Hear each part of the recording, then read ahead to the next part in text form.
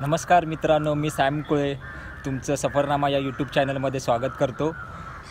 कशात मित्रांनो, बरे आहेत ना सगळे? तर मित्रांनो, आजचा व्लॉग हा काही वेगळा, काही खास राहणार आहे. कारण मी आज वेगळ्या ठिकाणी घेऊन जाणार आहे, मालाड मालवणी येथे. पण मालाड मालवणी येथे कुठे जाणार आहे, कसं जाणार आहे ते तुम्हाला नंतरच कळेल. आता मी बोरिवलीमध्ये आहे, साधारण आता 4 वाजले संध्याकाळचे. तर मी आता मालाड मालवणीसाठी निघालेलो आहे. तर तुम्ही माझा व्लॉग नक्की पहा शेवटपर्यंत, तुमच्यासाठी एक सरप्राईज असेल. जर तुम्ही माझ्या सफरनामा यूट्यूब चॅनलवर नवीन असाल तर लाईक, शेअर, सबस्क्राईब नक्की करा. तर मित्रांनो, आता मी बोरिवलीवरून प्रवास चालू करत आहे.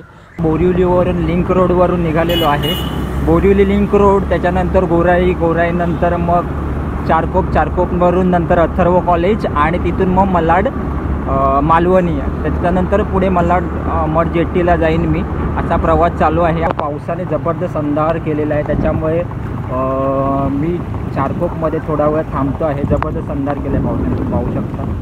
थोडा मित्रांनो, जाता जाता अचानक पाऊस आला. अंधार केल्यामुळे अचानक पाऊस आला आणि जोरदार पाऊस आल्यामुळे मी थोडा वेळ थांबलो इकडे. बघा, जोरदार पाऊस आहे चारकोपमध्ये, जोरदार. तर मित्रांनो, आता अर्धा ते पाऊण तासानंतर पाऊस कमी झालेला आहे आणि मी आता पुन्हा एकदा आपल्या मालाडच्या दिशेने चाललो आहे. जर अर्धा ते पाऊण तास जोरदार पाऊस होता, म्हणजे आकाशात बिजली चमकत होते.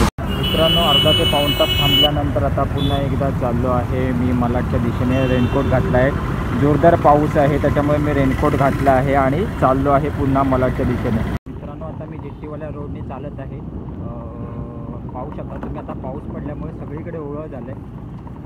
पुढेच आपल्याला बराच वेळ ज्याची वाट पाहत होता तो क्षण आलेला आहे आणि आपण आता बुल्लर गार्डनच्या जवळ आलेलो आहोत. इथूनच आपण आतमध्ये जाणार आहोत आणि पाहूया आतमध्ये नेमकं काय आहे. तुम्हाला मगाचपासून म्हणतो आहे की मला फॉलो करा, माझ्यासोबत या. तर तुम्हाला या गेटच्या आतमध्ये गेल्यानंतर कळेल की नेमकं काय होणार आहे किंवा काय असणार आहे हा ब्लॉग.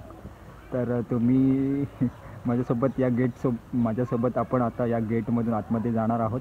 तर तुम्हीही चला माझ्यासोबत.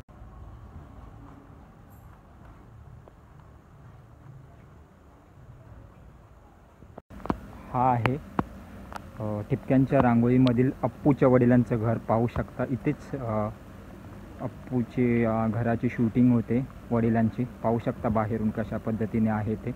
आणि हा परिसर आणि हा बंगलो. त्याच्यानंतर इथे बऱ्याच मालिकांचं मंदिराचं शूट होतं. पाहू शकता आजूबाजूचा परिसर. वेगवेगळ्या प्रकारची गाडी आहेत लागलेल्या पार्किंगसाठी. जनरेटर व्हॅन आहे इथे पार्किंग लावलेली, याच्यामधून लाईट सप्लाय होते. त्याच्यानंतर आपण पुढेही पाहू शकता अप्पूच्या घराचं बाहेरचं लुक आहे. त्याच्यानंतर मग मित्रांनो, मी समीर कुळे तुम्हाला मालिकेच्या सेटवरती घेऊन जाणार आहे. कोणती मालिका आहे, काय आहे ते तुम्ही पाहाच. तर मित्रांनो, आपण पाहू शकता एका मालिकेच्या आपण सेटवरती आलेलो आहोत आणि कशा पद्धतीने शूटिंग होते, काय असतं त्यांचं सामान, लाईट्स कोणत्या यूज करतात ते सगळं तुम्ही पाहू शकता. हे बघा, त्यांचं कोणत्या लाईट्स यूज करतात, कशा पद्धतीने शूटिंग होते हे सगळं तुम्ही पाहू शकता. इथे मोठ्या लाईट्स यूज करतात, ट्रॉली आहे, नंतर कूलर आहे. हे सगळा सेट आहे एका मालिकेचा. तुम्ही पाहू शकता कशा पद्धतीने सेट हा बनवलेला आहे. हा सेट बनवण्यासाठी एक आर्ट डिरेक्टर म्हणून असतो, तो सगळा सेट हा बनवत असतो. हे पाहू शकता तुम्ही कशा पद्धतीने सेट उभारलेला आहे. ही बसण्यासाठी सिटिंग अरेंजमेंट आहे आणि हे एका पोलीस ऑफिसरचं डेस्क आहे. इथे पाहू शकता तुम्ही कशा पद्धतीने डेस्क बनवलेला आहे. आणि इकडे लाईट्स मोठ्या प्रमाणात लावलेले आहेत. हा AC आहे आणि हा ऑफिसरच्या बाहेरचा परिसर आहे. लाईट नसल्यामुळे, अंधार असल्यामुळे तुम्हाला काही दिसत नाही आहे. आणि इकडे पाऊस आहे जोरदार. इकडे पाहू शकता तुम्ही.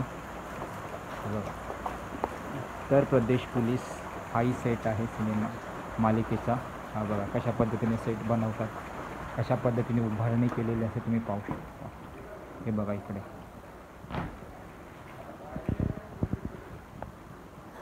मालिकेचा सेट आहे. हे जेल आहे, जेलचे शूट केलेलं आहे.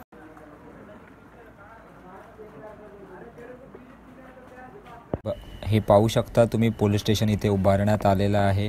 पोलीस स्टेशनचं सेट, जेल आहे, त्याच्यानंतर पोलीस ऑफिसरची केबिन, त्यांचा डेस्क, वेगवेगळे टेबल्स. इथे पोलीस स्टेशनचा सीन शूट करण्यात येतो. असं हे लोकेशन आहे. तुम्ही पाहू शकता कशा पद्धतीने आहे. आता सध्या शूट चालू नाही त्याच्यामुळे सगळं अस्तव्यस्त आहे, पण ज्यावेळेस सीन लागतो त्यावेळेस हे सगळं सेटअप उभारलं जातं.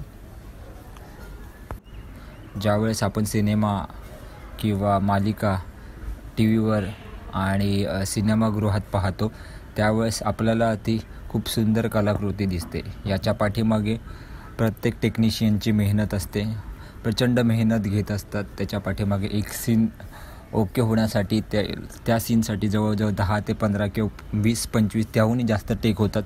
त्यामुळे तो 1 सेकंदचा किंवा 1 मिनटाचा सीन ओके होत असतो. तर सिनेमा किंवा मालिकांमध्ये आपण मुख्य म्हणू शकतो भूमिका जे निभावत असतात ते म्हणजे डायरेक्टर ज्याप्रमाणे कमांड देत असतो त्याप्रमाणे ॲक्टर्स किंवा अदर टेक्निशियन्स आपली कामं करत असतात.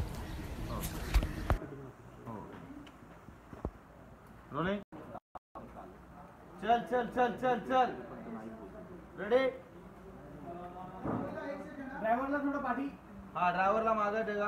सूर्य तेरे को पता है ना ड्राइवर को मत दिखा. हाँ और पीछे मागे जा अनमोल जी पीछे जाओ पीछे. बस हाँ बस. सलमान तू हल्का पुढे. हाँ बस रेडी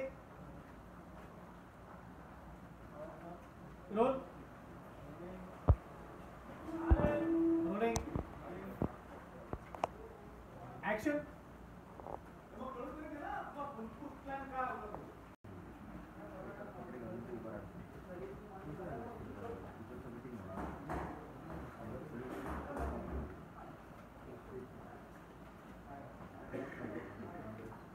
मंडळी मी इथेच थांबतो. पुन्हा एकदा भेटू नवीन चर्चा करण्यासाठी नवीन विषय घेऊन.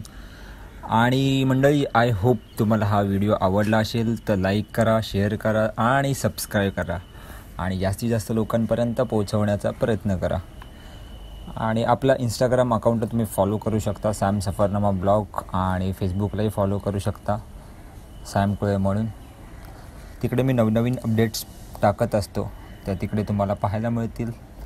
तर मंडळी आपण इथेच थांबूया. चलो बाय बाय, टेक केअर.